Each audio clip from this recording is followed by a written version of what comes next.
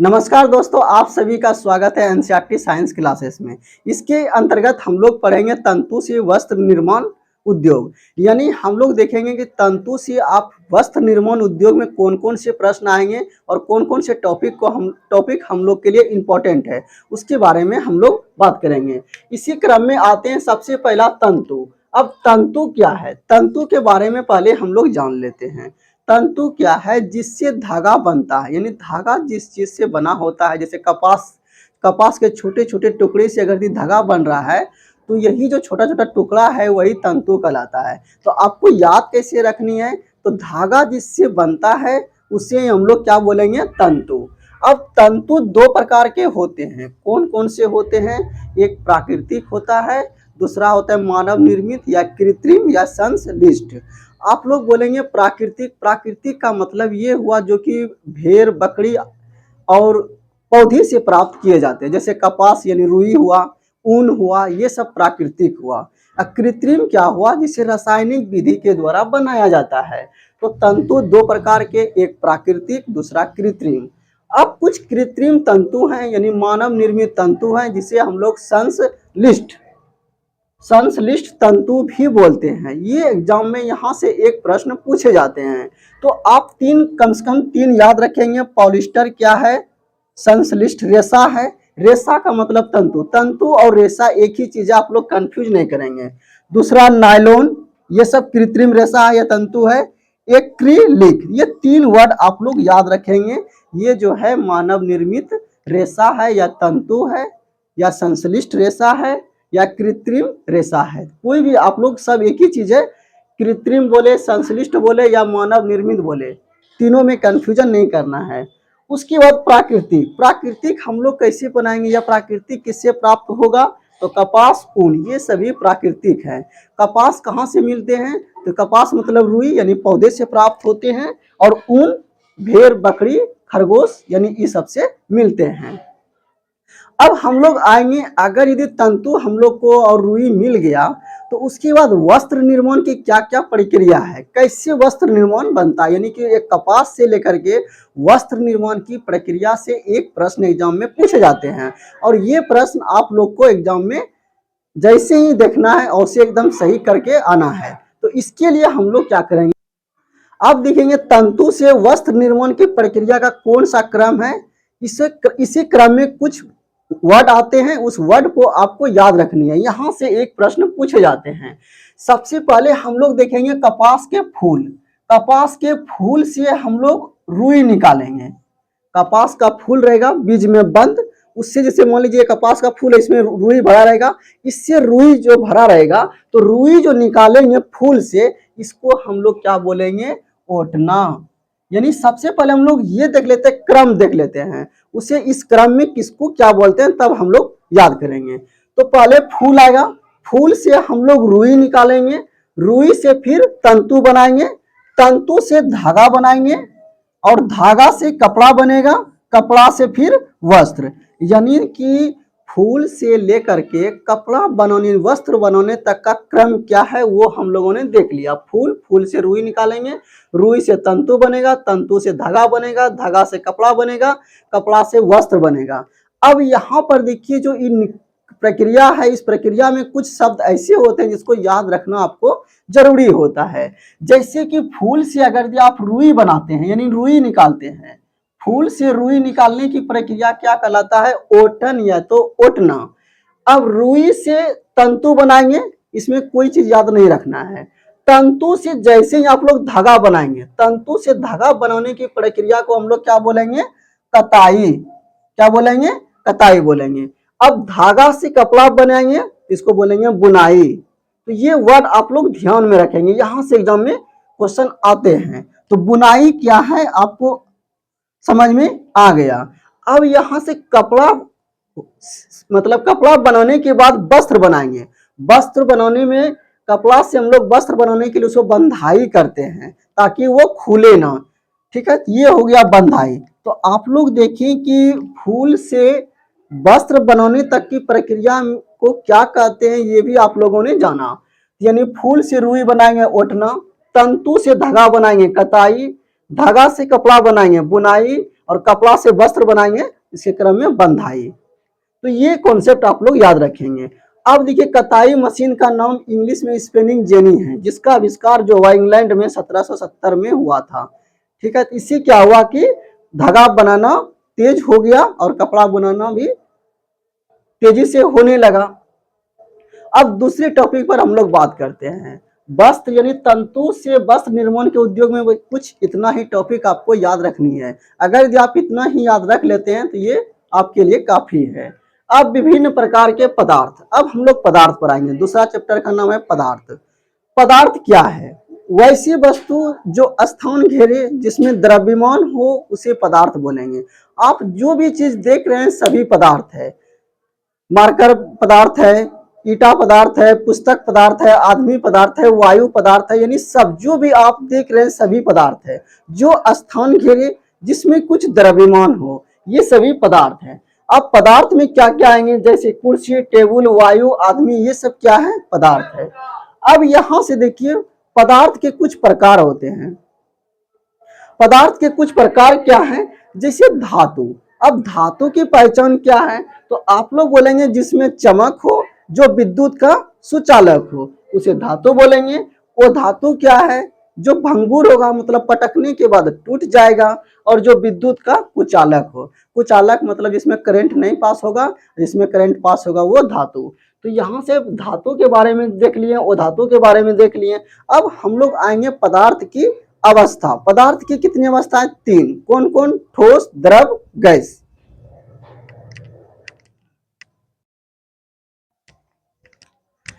तो पदार्थ की कितनी अवस्थाएं? पदार्थ की 3 अवस्थाएं। कौन कौन से हैं? तो पदार्थ की 3 अवस्थाएं, पहला ठोस, दूसरा गैस, तीसरा है द्रव। यानी पदार्थ की कितनी अवस्था? 3 अवस्था। पहला ठोस, दूसरा द्रव, तीसरा गैस। यानी पदार्थ की 3 अवस्था है। तीनों अवस्था का कुछ आप लोग उदाहरण याद रखेंगे, और उम्मीद करते हैं कि ये सब आप लोग को पहले से आ रही है। तो ठोस कौन से हो गया? कुर्सी, टेबल, ईंट, पत्थर, ये सभी ठोस हैं। द्रव क्या है? पानी, घी, यानी जो बहता है। Gas, oxygen, carbon dioxide, nitrogen. तो ये पदार्थ की अवस्था देख लिए। पदार्थ की अवस्था के बाद अब हम लोग आ जाएंगे विलयन पर। विलयन क्या है? तो 2 या 2 से अधिक पदार्थों का मिश्रण, 2 या 2 से अधिक पदार्थों का समांगी मिश्रण को विलयन कहेंगे। समांगी का मतलब हुआ घोलने के बाद ना दिखे, तो 2 या 2 से अधिक पदार्थों का समांगी मिश्रण विलयन कहलाता है। एग्जाम्पल के थ्रू समझते हैं विलयन क्या है। विलयन है विलय प्लस विलायक बराबर विलयन। अब इसको उदाहरण के द्वारा हम लोग समझते हैं। विलय का अर्थ हुआ चीनी, विलायक का अर्थ हुआ पानी। अगर इस शरबत बना दिए तो वो हो गया विलयन। तो अब यहाँ से आशा करते हैं कि आप लोग समझ गए होंगे। तो विलय मतलब जो पानी में घुलता है, ठीक है, उसे विलय। जिसमें कोई पदार्थ घुलता है उसे विलायक, यानी पानी को बोलेंगे विलायक। पानी में चीनी घुलता है या नींबू घुलता है तो उसे बोलेंगे विलय। यानी कि विलय कम मात्रा में होगा, विलायक अधिक मात्रा में होगा। निष्कर्ष ये निकला प्यारे साथियों कि विलय प्लस विलायक बराबर विलयन। यानी हम लोग चीनी पानी को घोलेंगे तो पानी हो गया विलायक, चीनी हो गया विलय, और शरबत हो गया विलयन। तो ये आप लोग देख रहे हैं कि चीनी, पानी, शरबत। तो ये एग्जाम्पल के द्वारा आप लोग समझ गए होंगे। अब पानी में आप लोग नमक मिलाएंगे तो नमक हो गया विलय, पानी हो गया विलायक, और नमक पानी का जो मिश्रण होना वो हो गया विलयन।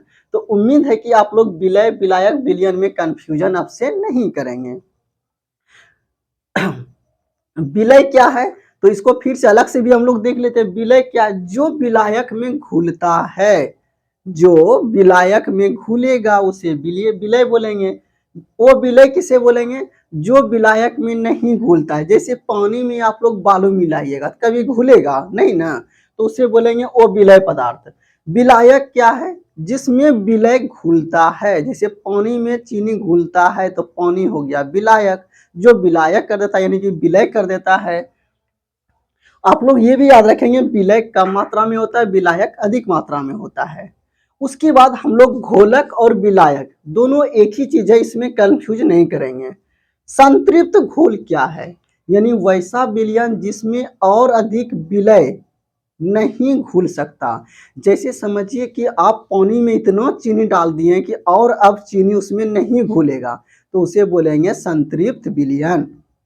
यानी कि आवश्यकता से अधिक अब नहीं घूमे, यानी कि वैसा विलयन जिसमें विलय पदार्थ और अधिक नहीं घुल सकता है, उसे हम लोग बोलेंगे संतृप्त विलयन। संतृप्त का मतलब होता है गाढ़ा, ये भी आप लोग याद रखेंगे। वो संतृप्त घोल या वो संतृप्त विलयन एक ही चीज है, घोल बोले या तो विलयन। वो संतृप्त क्या है, जिसमें विलय पदार्थ और अधिक घुलाया जा सकता है। जैसे शरबत में और अधिक चीनी देंगे तो शरबत में और अधिक चीनी जा सकता है, तो जिसमें विलय पदार्थ और अधिक घुल सकता है उसे बोलेंगे वो संतृप्त। जिसमें और अधिक नहीं घुल सकता उसे बोलेंगे संतृप्त। तो यहाँ से संतृप्त और वो संतृप्त आप लोग जान गए होंगे। अब आते हैं पारदर्शी पदार्थ क्या है, तो जिसके आर पार हम लोग देख पाएंगे, जैसे शीशा, पानी, जिसके आर पार देख पाएंगे पारदर्शी, जिसके आर पार नहीं देख पाएंगे अपारदर्शी, जैसे दीवार, ईटा, पत्थर। पारभासी, जिसके आर पार हम लोग हल्का हल्का देख पाएंगे, यानी धुंधला सा देख पाएंगे, जैसे पन्ना। अगर कागज पेपर लेंगे, कोई भी कॉपी का पेपर आप लोग लेंगे, कॉपी का पन्ना, उसके आर पार देखेंगे तो हल्का हल्का दिखेगा, तो ये क्या हो गया, कागज। पारभासी मतलब हल्का हल्का दिखना, ठीक है। अब संपीड़ितता क्या है, जब कोई निश्चित स्थान पर, जब किसी निश्चित आयतन में आवश्यकता से अधिक पदार्थ को रखा जाता है तो उसे हम लोग बोलेंगे संपीड़ितता। सम का मतलब वह बराबर, पीड़िता का मतलब होता है दबाना। अब यहाँ से क्वेश्चन आता है संपीड़ितता किसकी अधिक है, तो गैस की अधिक है, सबसे अधिक गैस की, उसके बाद द्रव की, उसके बाद ठोस की। संपीड़ितता का मतलब होता है एक ही जगह पर कितना अणु आप रख सकते हैं। जैसे मान लीजिए कि अगर ये एक एक लीटर का तीन डब्बा लेंगे, तीनों में अगर ये ठोस द्रव गैस भरेंगे तो गैस के अणु एकदम सटे सटे होंगे डब्बों में, तो इसी कारण से गैस की संपीड़ितता ज्यादा, यानी कि किस अणु जो है कितना सटा सटा है उसी को बोलेंगे हम लोग संपीड़ितता।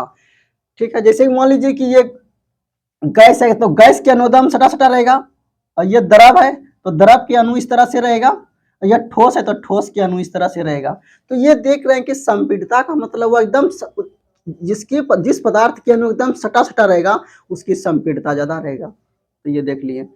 अब कोई भी पदार्थ 5 तत्वों से मिलकर बना होता है, ये भी कभी कभी पूछता है 5 तत्व कौन कौन से हैं, तो आपको ट्रिक बतलाते हैं। पहला पृथ्वी पर आते हैं, पृथ्वी, ऊपर देखेंगे आकाश, बीच में देखेंगे वायु, उसके बाद जल पिएंगे, और जल को फिर अग्नि से, जल और अग्नि इस तरह से, या आग लगा फिर आग को आप जल से बुझा दीजिए। तो पृथ्वी, आकाश, वायु, जल, अग्नि, ये 5 तत्व हैं।